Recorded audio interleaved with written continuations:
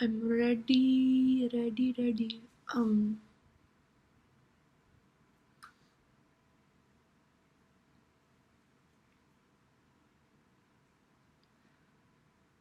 Hi everyone, welcome back to Economics by Arsha, and in today's video, I'm going to be talking about the 5 determinants of demand. Specifically, consumer tastes and preferences, seasonal changes, and increase in population size. If you want to know about income and price of other products, you can watch my previous videos. Now let's get started. So the first one that I'm going to talk about is population, and this one is pretty straightforward. If the population of an area or country increases, the demand curve would shift to the right because there are more people, so the demand for the product would increase. And if the population decreases, then the demand curve would shift to the left because there are fewer people, therefore the demand for the product would decrease. You can also see that the relationship between demand and population is proportional. An increase in population means an increase in demand. A decrease in population means a decrease in demand. Now, the next one is consumer tastes and preferences. So, due to popularity, a product can experience greater demand, resulting in a shift of the demand curve to the right. Similarly, due to a loss of interest of consumers, a product can experience a decrease in demand, resulting in a shift of the demand curve to the left. An example of this could even just be boots.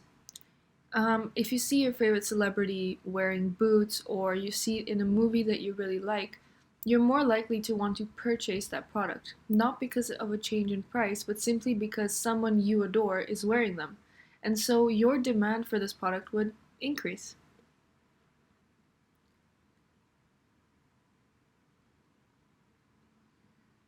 The next one is seasonal changes.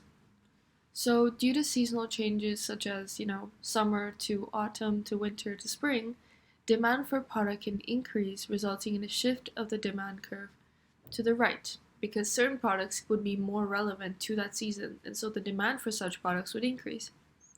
And on the other hand, due to the same seasonal change, certain products become irrelevant for that season, and the demand for that product can decrease, resulting in a shift of the demand curve to the left. An example of this would be gloves. So during summertime, no one really wears gloves. So the demand for this product would decrease, resulting in a shift of the demand curve to the left because this product is irrelevant for summertime. Now, let's try some example problems. The first one is Singapore experiences an unexpected rise in birth rates. Evaluate the effect of this on the market for diapers. So let's start with putting a title on our graph. So we can just say market for diapers. Alright, so here we have a demand curve. And we can see that there's an increase in birth rates, which means more children. So clearly, the demand for diapers would increase as parents are buying them for their children, for their newborn children. So this would result in a shift of the demand curve to the right. So let us illustrate that. We move the demand curve, and using an arrow, you point it to the right. Like I said in my previous videos, drawing an arrow is crucial so that your examiner knows that you understand there's a shift of the demand curve and they know if the shift is to the left or to the right. And if you were to write this out, you could simply say an increase in birth rates in Singapore would result in an increase in the demand for diapers, ceteris paribus. This is because there are now more families who will be buying diapers for their children. I think another thing that you could add to your explanation is also just to say, illustrated by a shift of the demand curve to the right, for yourself, and so that they know that you understand what exactly occurs on the graph due to this change in demand.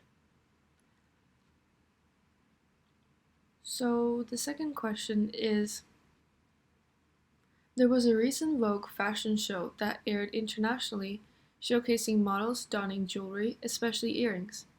Evaluate the effect of this on the market for earrings. So, first we start off with a graph that has a title.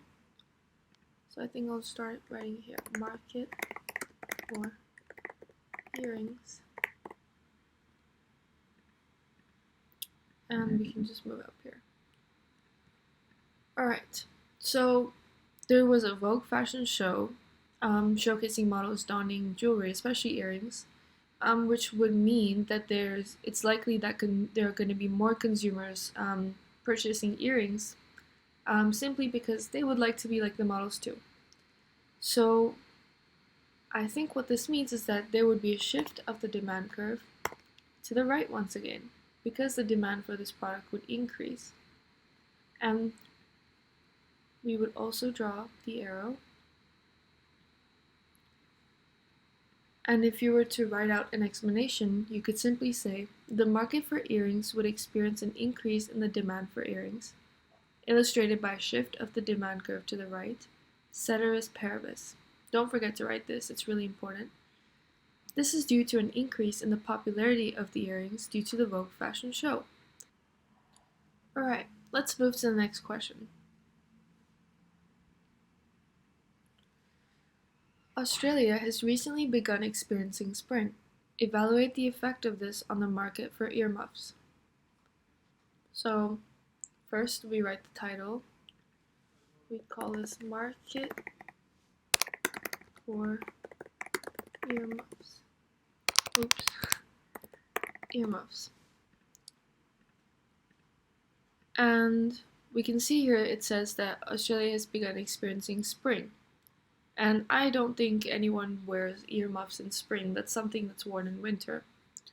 So what this would mean is that the demand for this product is likely to decrease. That the demand curve for this would shift to the left. So we would draw another demand curve, but this time the arrow would face this way. And if you have to write an explanation, then it would simply be that the market for earmuffs is likely to experience a decrease in demand, illustrated by the shift of the demand curve to the left, ceteris paribus. This is because of the change of season to spring, which means that the earmuffs are no longer required until winter. Thus, consumers are less likely to purchase the product. So that's it for the video. Thank you so much for watching. Like, subscribe, and turn on your notifications, and please do leave a comment if you have any more questions. Bye!